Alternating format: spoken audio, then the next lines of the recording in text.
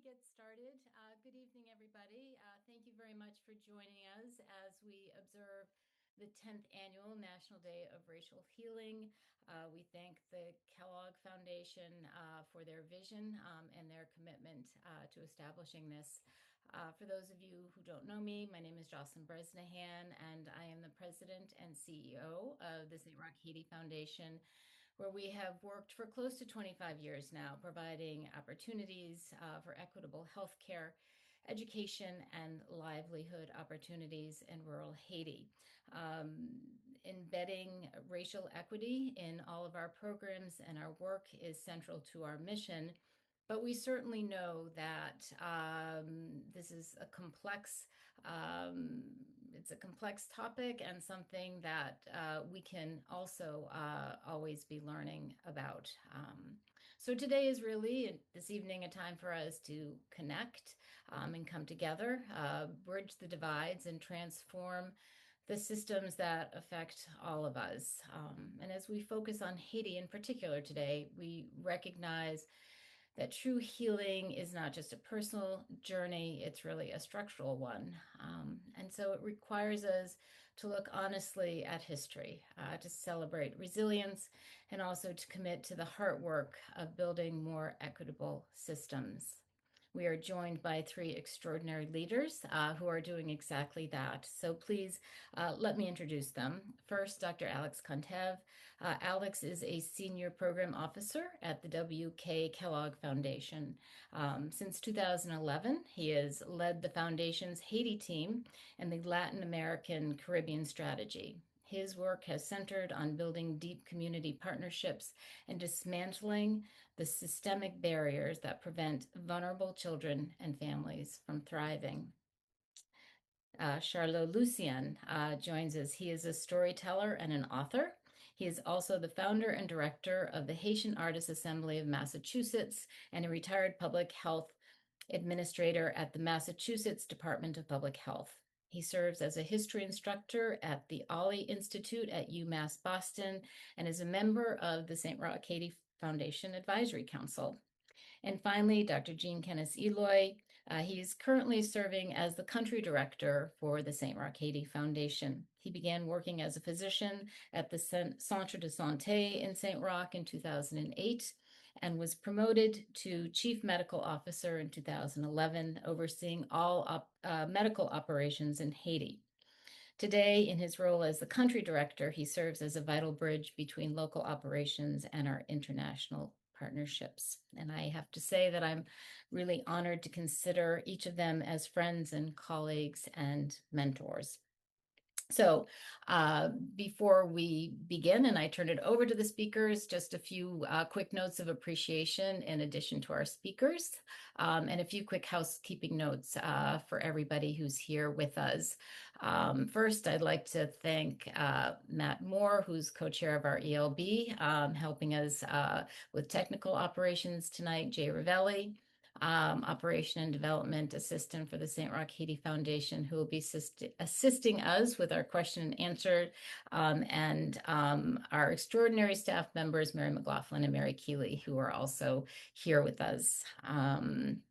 So now a couple of housekeeping.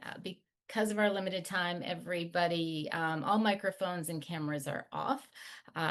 We do want to hear from you, however, so please enter your questions in the chat, and we will get to as many of those as possible. I also want to let you know that I believe the session is being recorded, and I'm not sure it was going to be live streamed on Facebook, potentially. And finally, I'm just inviting all of you to listen today with open hearts and curious minds. And Alix, I'm honored to turn the floor over to you now. Thank you so much, Jocelyn. And it's really a pleasure to be here to speak to all of you. And thank you for the invitation from St. Roch Haiti Foundation to really speak about this important topic. Last year, Kellogg Foundation President and CEO, the John Montgomery Taborn, publishes a book called How We Heal. In that book, she kind of outlines the process that the Kellogg Foundation went through to deal with its own racial issues. And through that process, the foundation decided that we are an anti-racist organization.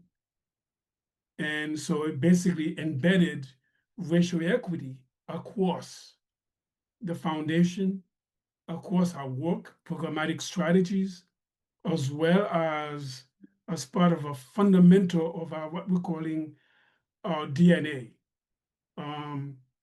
So our work focuses on education, what we're calling education equity, early childhood education, health equity, maternal and child health, and food systems, employment equity. Across all of that, of our framework areas, is what we are calling our DNA. And our DNA is racial equity, civic and community engagement, and leadership. So this National Day of Racial Healing, or even within that, a few years ago, the foundation created something called Truth, Reconciliation, and Healing, Truth, Racial Healing and Transformation, which was really modeled after some of the work that happened in South Africa after apartheid, with the Truth and Reconciliation Commission. So basically, our racial equity work is really grounded in the notion that there's been systemic inequities that are racially based, that have impacted how people in community access basic services like education, health, and employment. So the National Day of Racial Healing was launched in 2017, about 10 years ago now. And with that in mind, so what do we mean by racial healing? First is the acknowledgement that there's been historic wrongs committed to a group of people. So therefore, what racial healing is to us, and I'm going to read it, is really we define racial healing as the experience shared by people when they speak openly and hear truth about past wrongs and the negative impacts created by individuals in systemic racism. So racial healing, it's is addressing structural racism that is deeply rooted in the legacies of colonialism and slavery. A system created where one group or groups enjoy certain rights and privileges that are denied to others, basically and entirely based on how they look. Right? So that's what we're calling structural racism, which can be both explicit and implicit.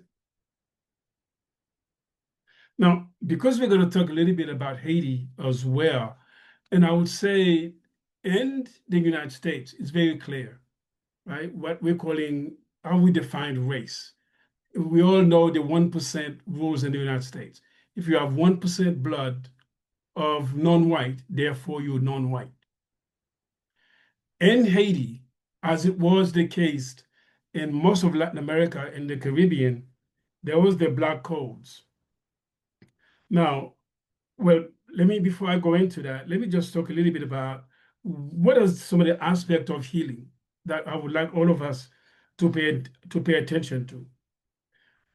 One is that people work and lead system of transformation.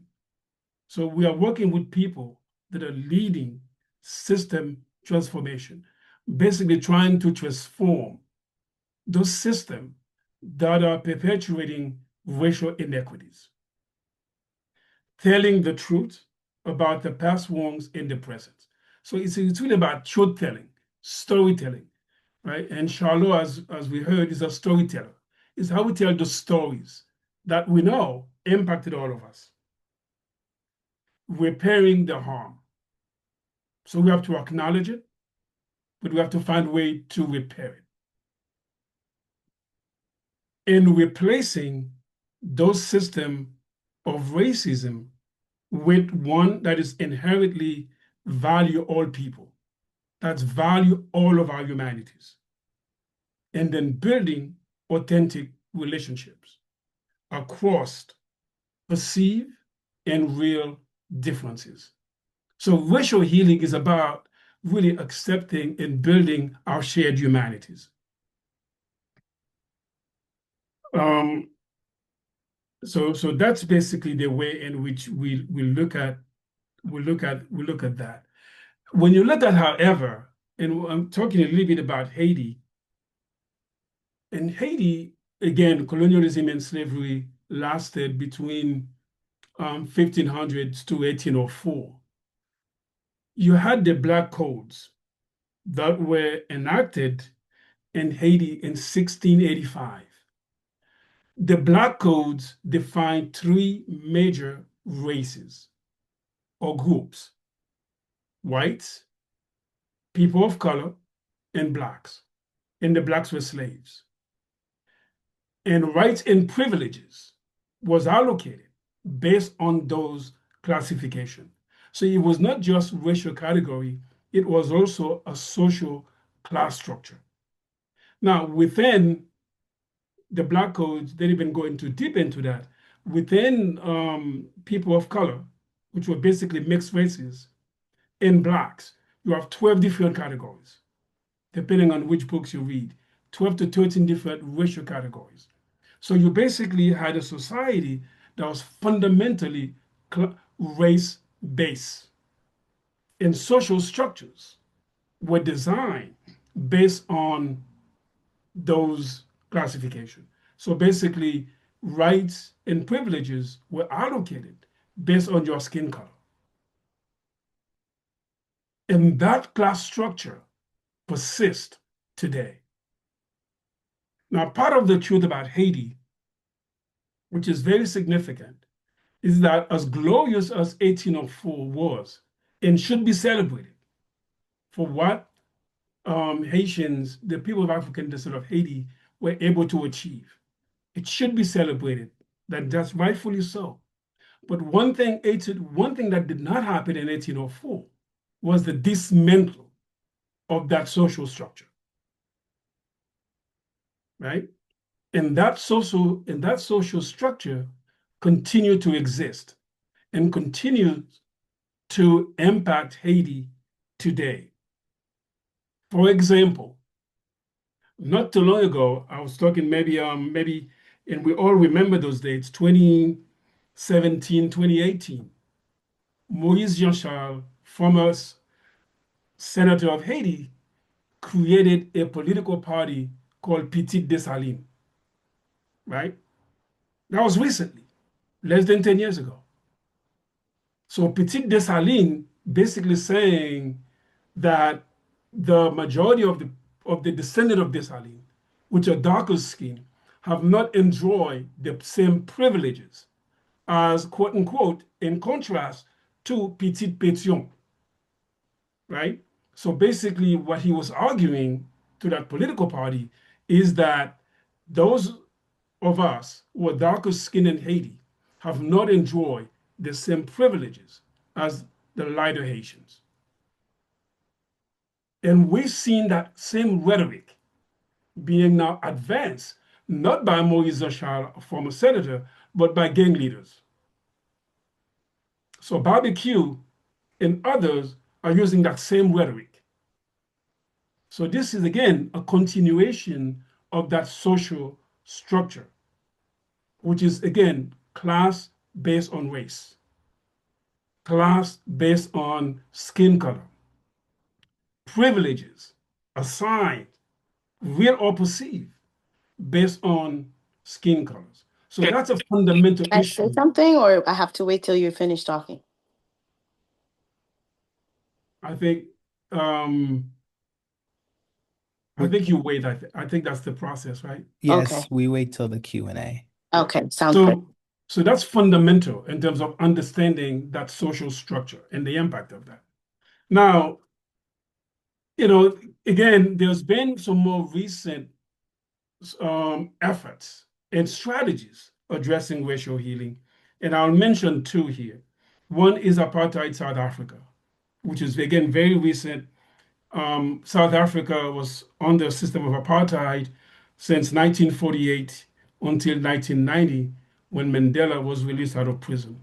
And once Mandela was released, election, and Nelson Mandela was elected first, kind of a democratically black elected official, black president of South Africa. And soon after that, he created the Truth and Reconciliation Commission. That Truth and Reconciliation Commission was about restorative justice, because they knew, even though some 40,000 Africans, South Africans, were either killed or victim of racially motivated political violence. So they knew they couldn't bring all these folks into trial. So it was around restoring a sense of national unity and reconciliation. So the Truth and Reconciliation Commission played that role, but it was really around forgiveness, even though healing was not embedded in that strategy, but it was part of it. For example, if you go to Johannesburg today, Constitution Hill was where Mandela was in prison in early 60s. Mandela is on Alford prison. Gandhi was also in that prison earlier in the 1900, I think it was 1906, that Gandhi was also a prisoner in Alford. So once South Africa became liberated, the new government decided that they're going to take that area, that campus, Alford. If you go to Johannesburg, you'll see it, and turn that into a museum. But also, the highest court of South Africa is located there in a former prison, the South African Constitutional Court. Part of that healing, Mandela also befriended his prison guard. I'll see if I can remember his name. So the prison guard, Christo Brand, became lifetime friends of Mandela, but that was his prison guard. And I think Brand talks about that friendship in his book called Doing Life with Mandela, My Prisoner, My Friend. And Mandela invited Brand as his guest at his presidential inauguration. Again, that's part of healing, but that was around restorative reconciliation and building a sense of national unity. More recently, Rwanda, the genocide of Tutsis, in 100 days between April to July 1994, 1 million Rwandans were killed, primarily Tutsis. So it was a genocide of Tutsis. 100 days, 1 million people were killed.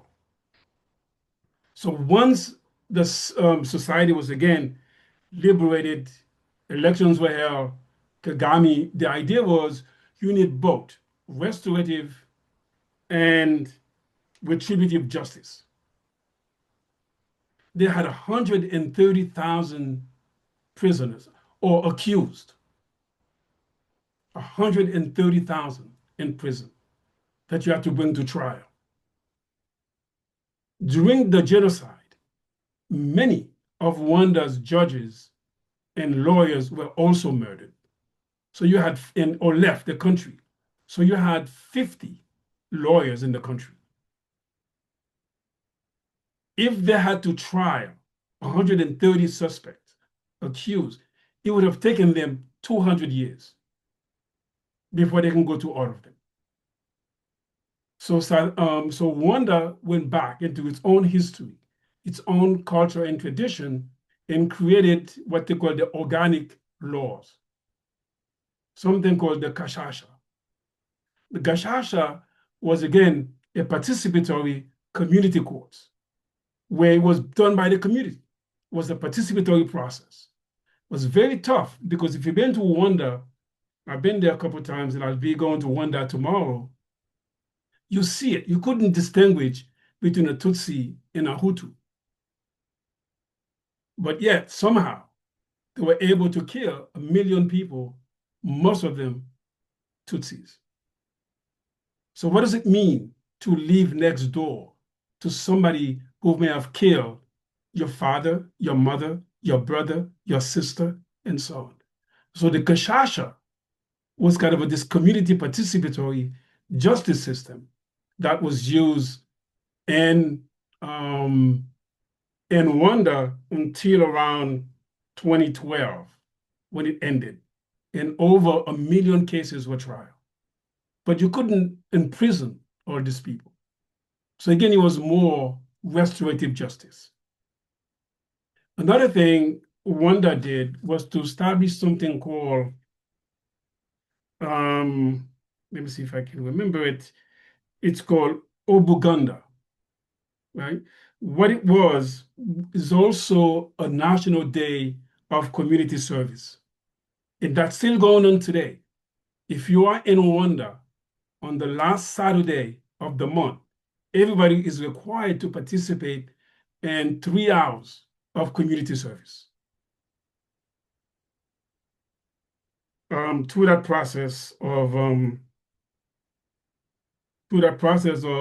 Umuganda. So again, this is way of healing. The other thing that's really interesting in Kigali is the museum, is the Genocide Museum. And that museum is within proximity to a mass grave of 250,000 wounded. And what they try to do with the museum of remembrance is really bringing the idea of remembering, facing the truth, telling the story, right? As well as reconciliation, but also healing, as one can imagine. So this is to say that the concept of racial healing, it's really about reestablishing, reaffirming our collective humanities, our shared values, and then making sure that we don't deny, access to key services simply because somebody looks different than we are. Thank you so much. And I'm sorry to go on overtime because you can go on and on, on these issues. And I'm pleased to pass it over to you, Dr. Kines.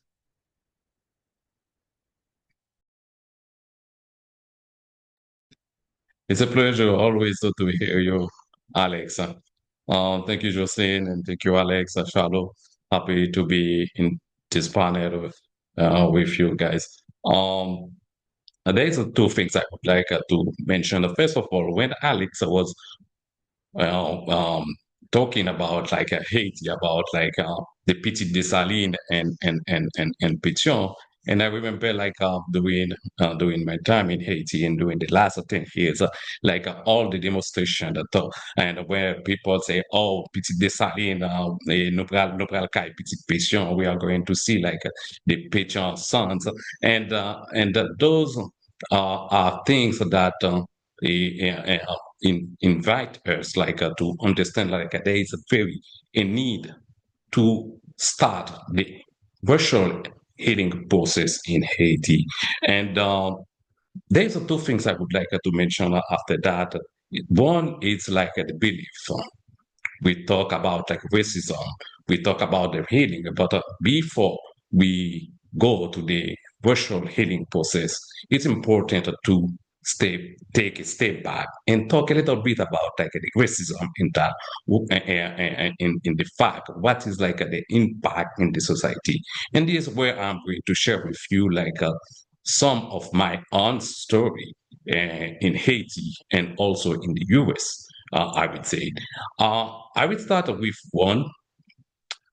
I was like in the way to get married with my wife, and we went in a store in Peterville, and that store it's like managed by one of the white people living in Peterville, and we went there, and at the time we go in the store and they look, I would say, like the way like the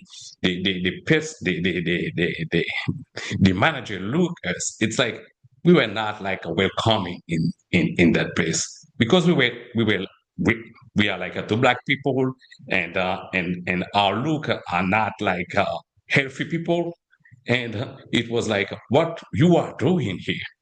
And after some time, we stopped with them and we exchanged some words, and we realized like it wasn't like the place for us like to do like the deal. We went like to the ring. We went like to buy it, and we go out to another place, but it's one of the example that I can share.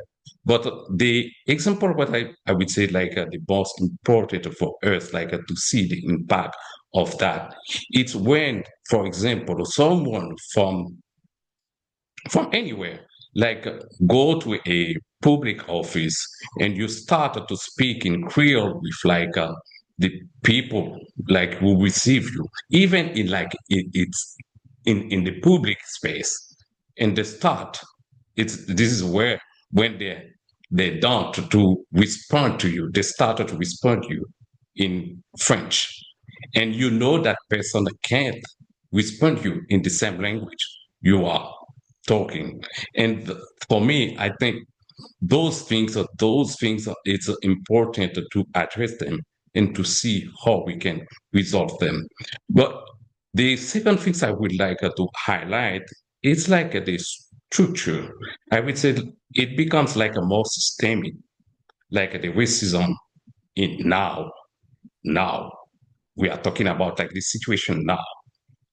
It's about like the laws there that like in some societies include here they are putting in place. We are talking about like some institutions which is like very instrumentalized against like some group of people, and we are talking about like policies that choices like some politicians like doing some choices about like putting those policies in place just to avoid like some access for a group of people. And those, I think it's important to take a time to think about that because they are directly related to some exclusion or also like violence against like those group. Well, I would say like for us like as Asian. Um, and I I will start to say like it's important like understanding. I would say like the racism because one of the reason is like to build like a fair like communities. You have to understand like you have to understand the racism, and after we started to put in place that like the racial healing process. And I'm glad like to have Alix and Charlot with us like in this session, and we can go through all the process and see how we can start doing that in Haiti. And thank you, and Charlot, I pass you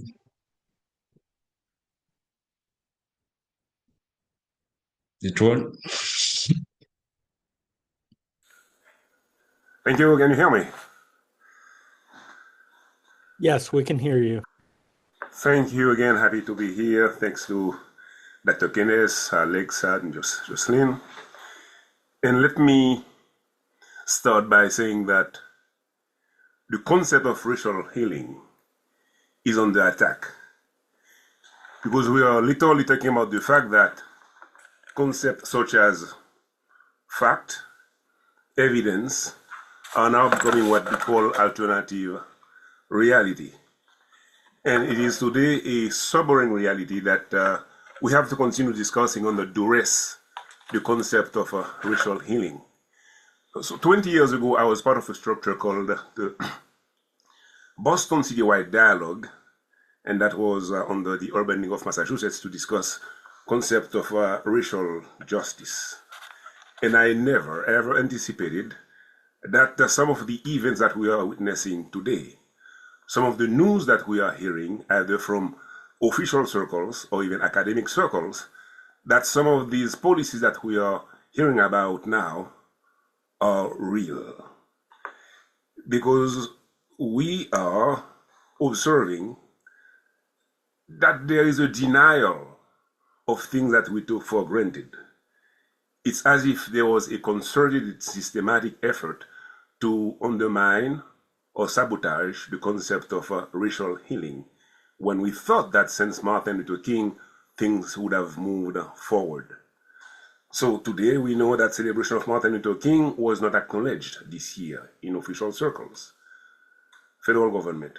We know that national parks that offer a chance for people to experience the memorialization of great leaders, those parks no longer offer access to the public. The arts and humanities are also being dismantled when we know that art, poetry, storytelling, dance, music, they all contribute to bring people together. Yet, the funding for those areas are being dismantled. So, speeches at the highest level of public office are demeaning either Black, Latinos, Natives leaders, and we are also seeing the reinstating of historical figures who cause harm either to Blacks, to Natives, and to other minorities, or who cause harm to the very fabric and ideals of the United States of America. So what I'll do today is go briefly through some areas I'm familiar with. I've been in public health for 30 years for the state of Massachusetts, and I've been involved in artistic and cultural activities or policies for decades. So what I'll do is go first with a statement by Martin Luther King, so that we are clear on the fact that we are dealing with an urgency.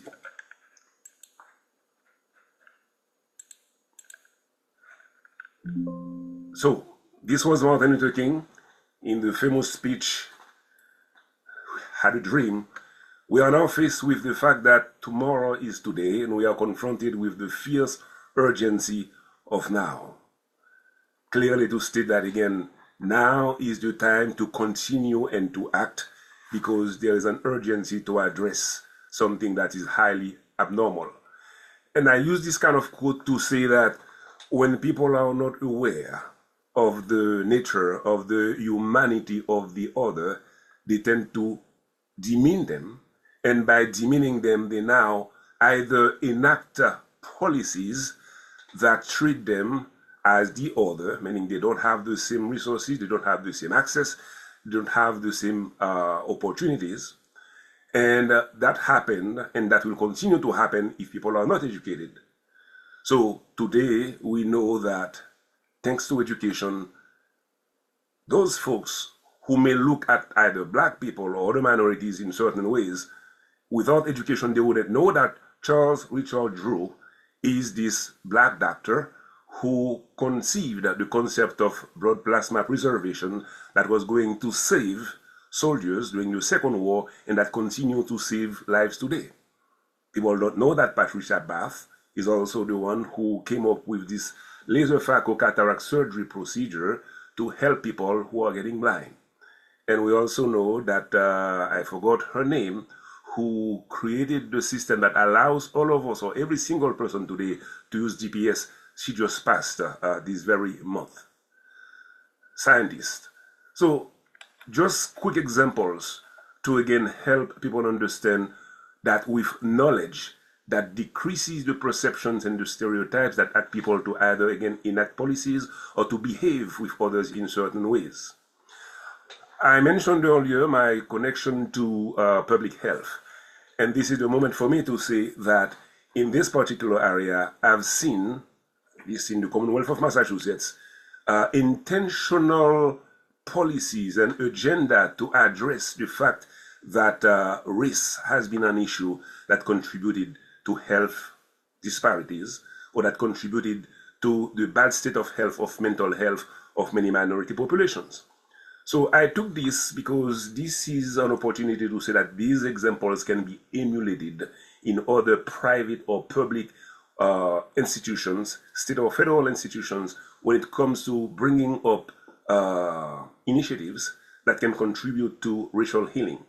I won't be reading all of this here, but on the web page of the department, by the way, I am retired, as it was mentioned before, so I'm not speaking in an official capacity, but it so happened that I was part of the meetings, the design of some of those projects. So intentionally, you will see the word race or racial justice consistently addressed when it comes to incorporating or addressing these issues in the public health arena. So in the mission of the Bureau of Community Health and Prevention, you will see the commitment to transforming the systems that maintain racial and social inequities. You will see on the vision that there are, again, language that talk about equity and opportunities, that talk about racial equity and the why statement. On the values, you also see intentionally language to challenge racism first. So I am using one document here where consistently a public health department in Massachusetts at least clearly state and point out the need to address racial equity or to address racial, or something that will contribute to address racial healing. I go to another image here, and many of you would know about social determinant of health. Now, we look at certain populations, and with stereotyping, with demeaning language and approach, those populations are singled out because of their state of health or their state of mental health, or because of certain behavior in their families or in the communities. And on the ground, or because of racism, it is assumed that these individuals or those communities are in a certain way because of their race. When in fact, thousands and thousands of studies, hardcore data, consistently point out that the kind of health outcomes that you observe, whether you are talking about cancer, cardiovascular disease, asthma, diabetes, domestic violence and sexual violence, substance use or substance abuse, all of those outcomes are because of certain social determinant of health.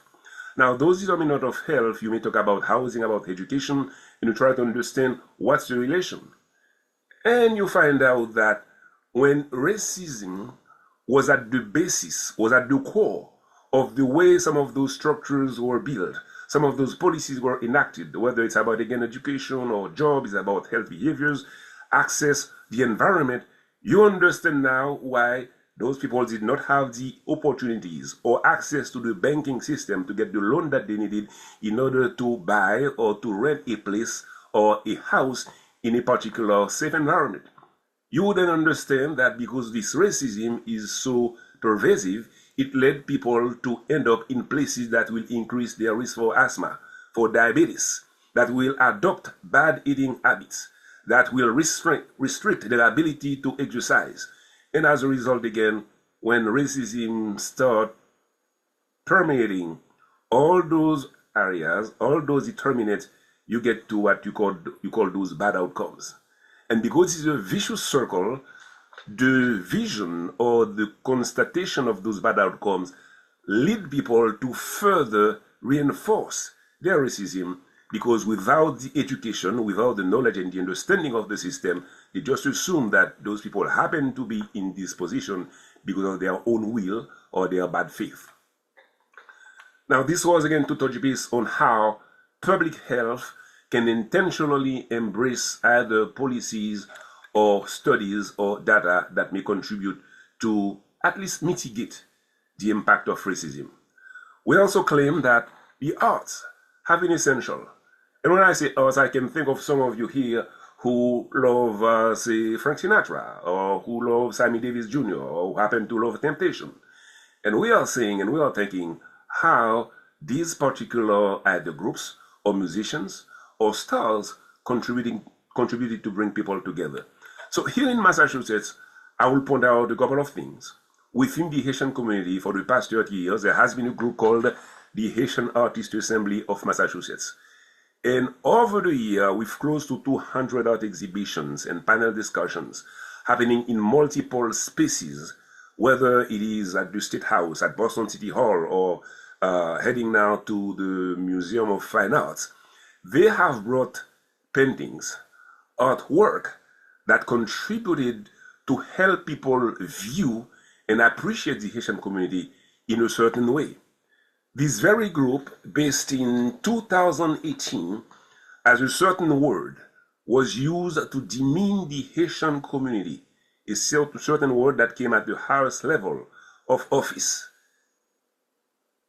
This very group issued and released an art book that actually expressed that through demeaning language, we are able to bring or to showcase culture, beauty, and aesthetic.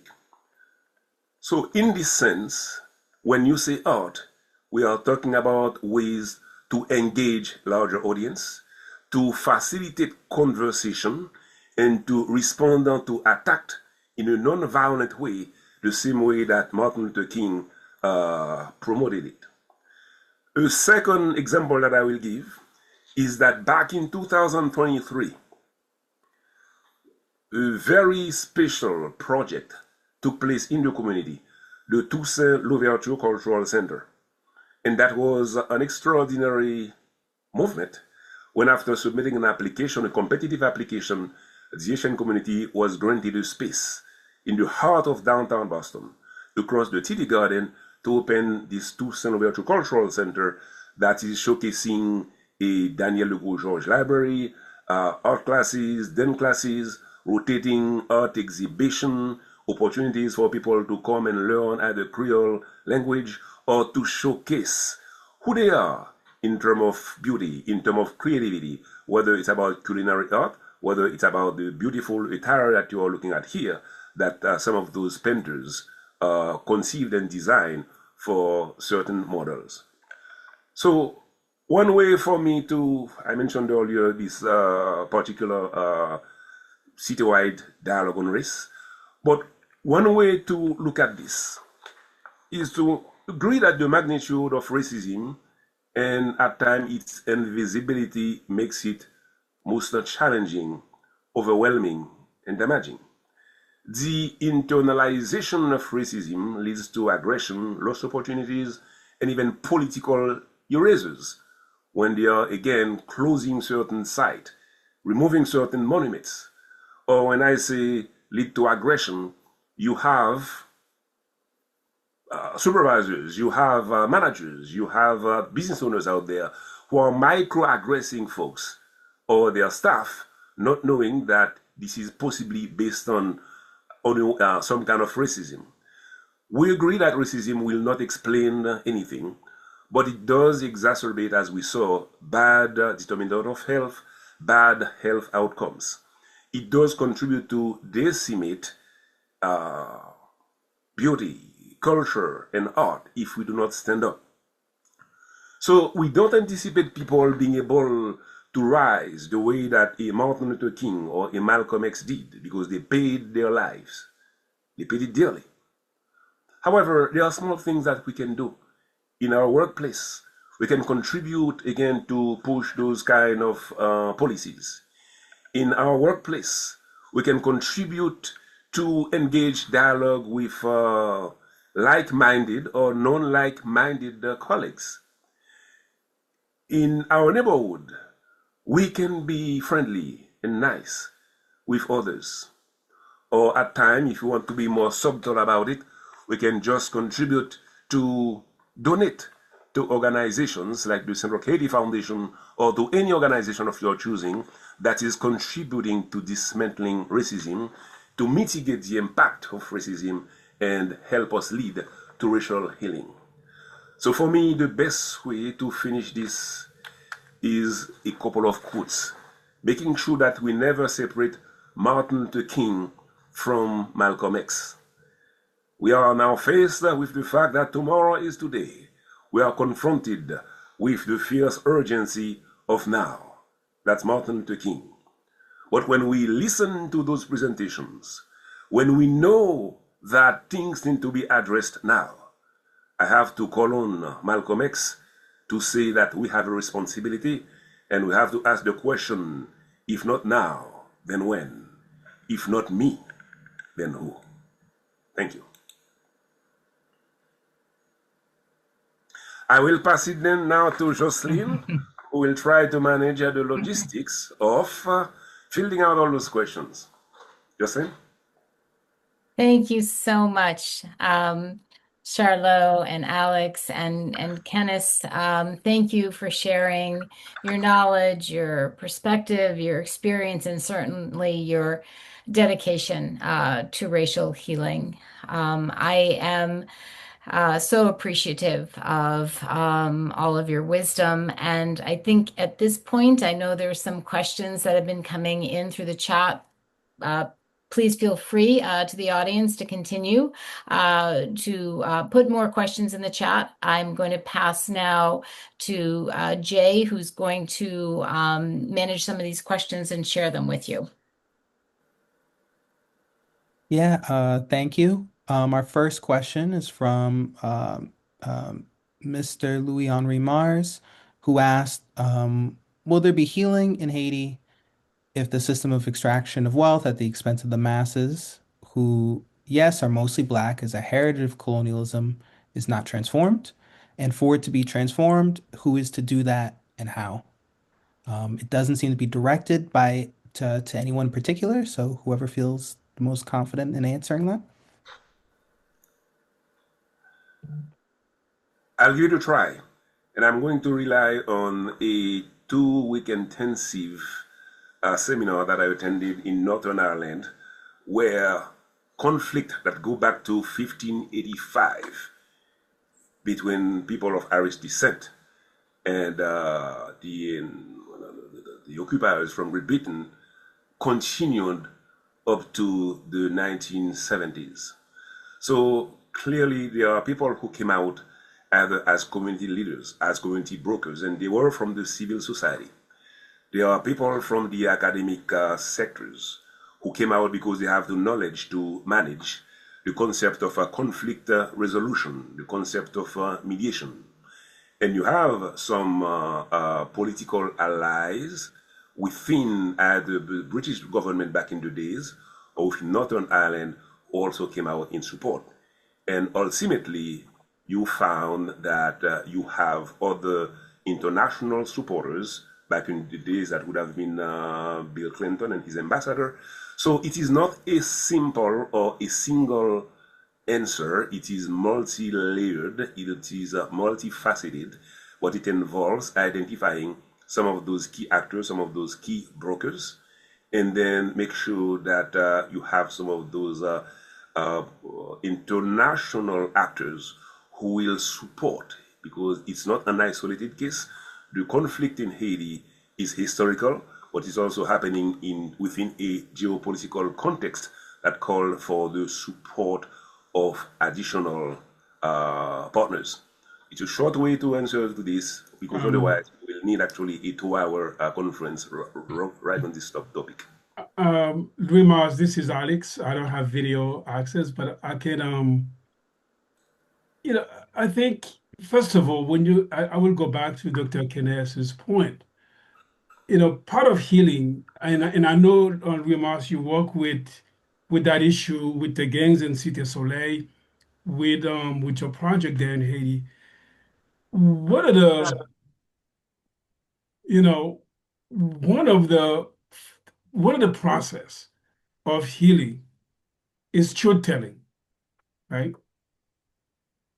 What that means in terms of truth telling is we need to accept what the issues are in Haiti today. And I think we're not there yet.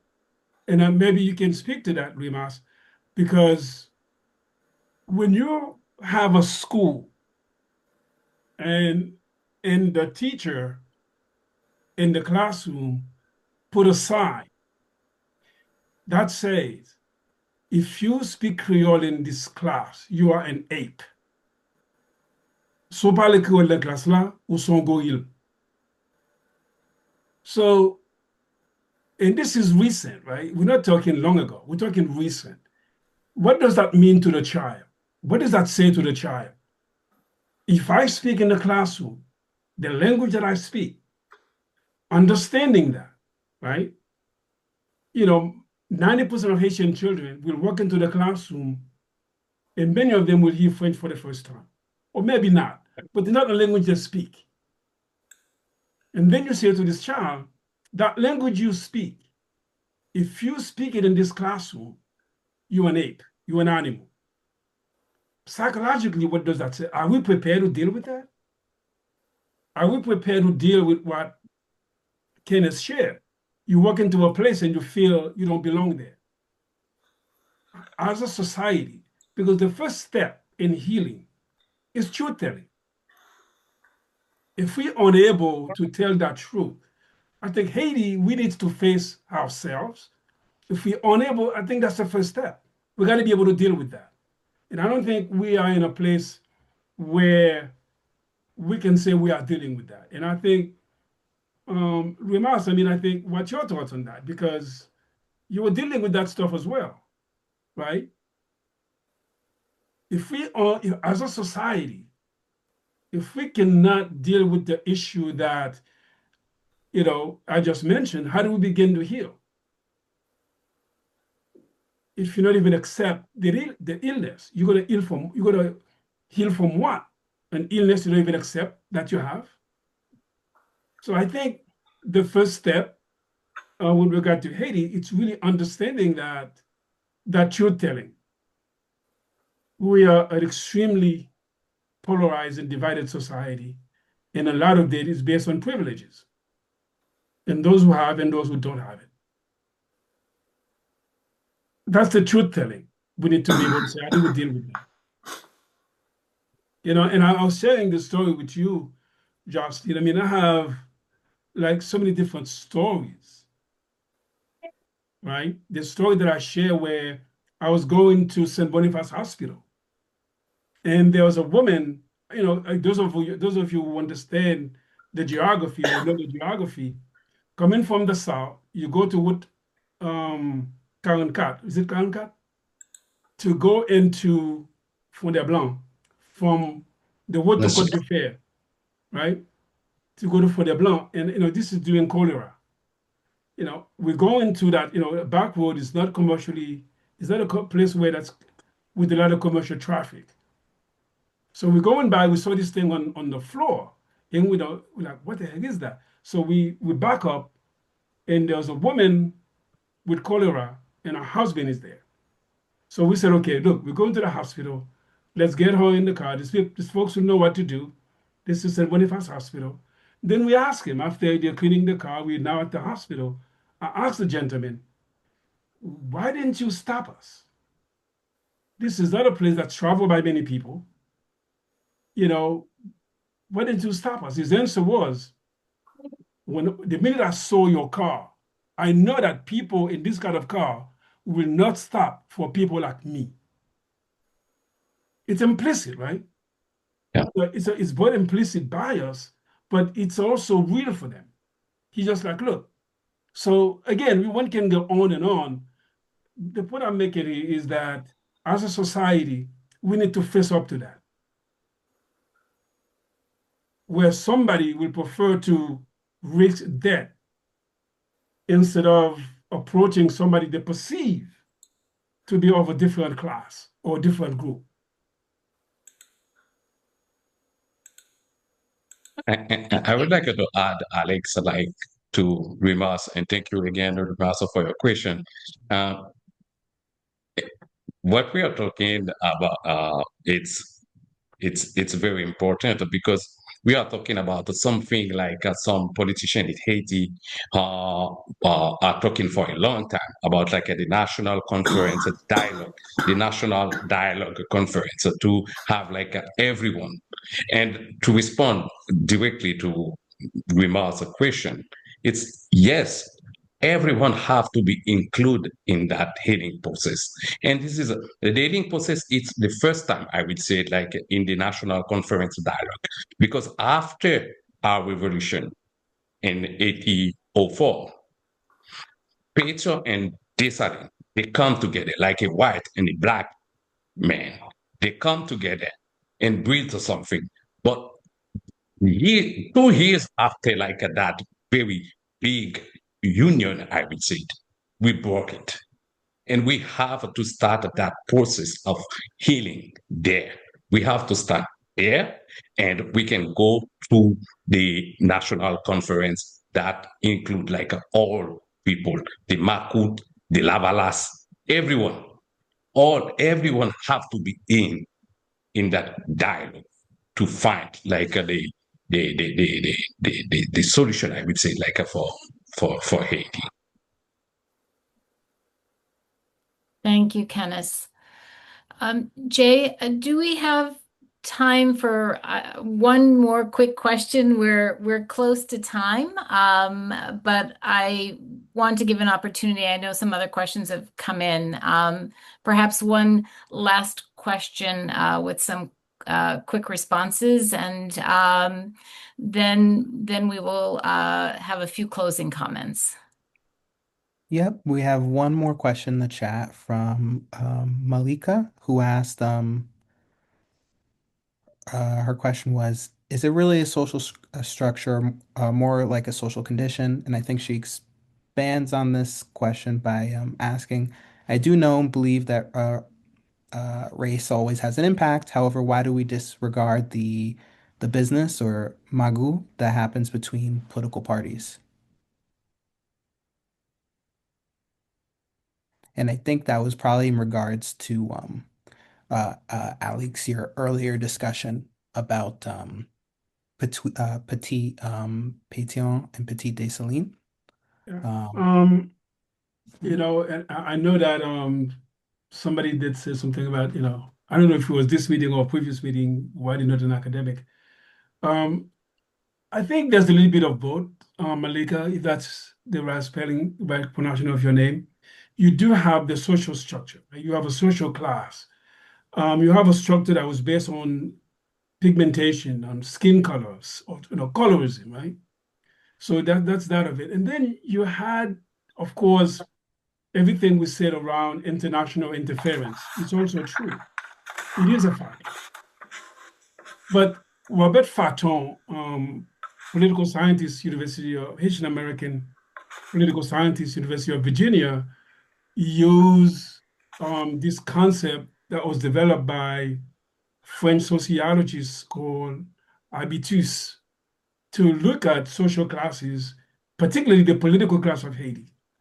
It's really, habitus is a form of habits, practices, right? It's much deeper than just habits, but it's almost like their values, a lot of things. It's not cultural and it's not innate, right? It's what, political parties in Haiti, we call it the habitus. It's the way in which we do business. It's the way the political parties function. So we have developed these political practices. For example, Dr. Kenneth, you mentioned 2 years after, 1806, Dessalines was assassinated. Pétion was blamed for the assassination. Christophe committed suicide, right? The country split to what, good friend Veve Clark was a kind of a writer, but she was a political drama, right? She does theater, political theater. She called it the tragic overture. Haiti had a tragic overture,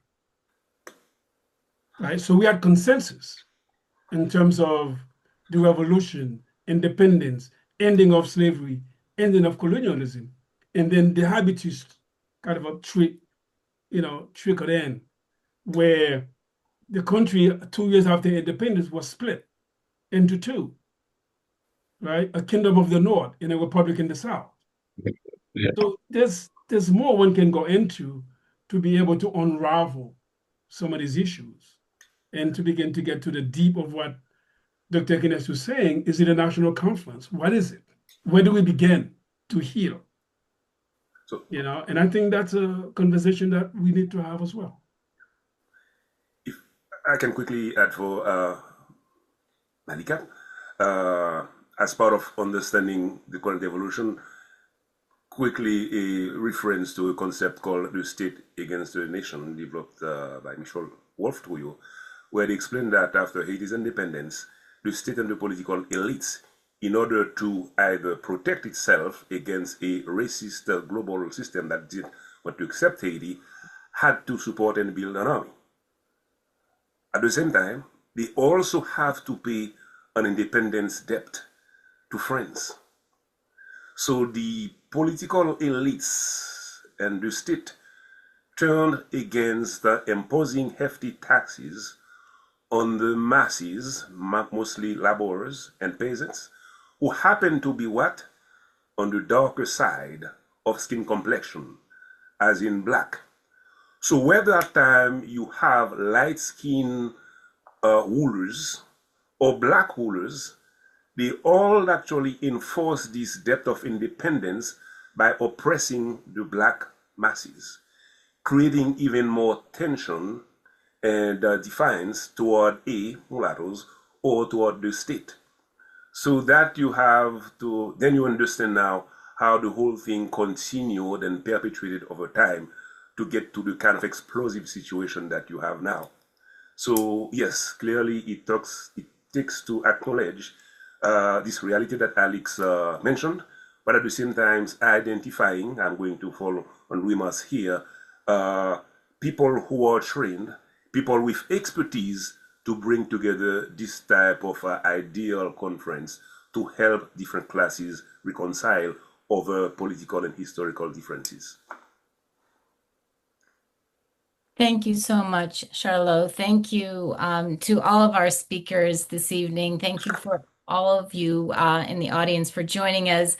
We have had some comments that this time together was too short, so we will certainly find ways as an organization to bring us together again.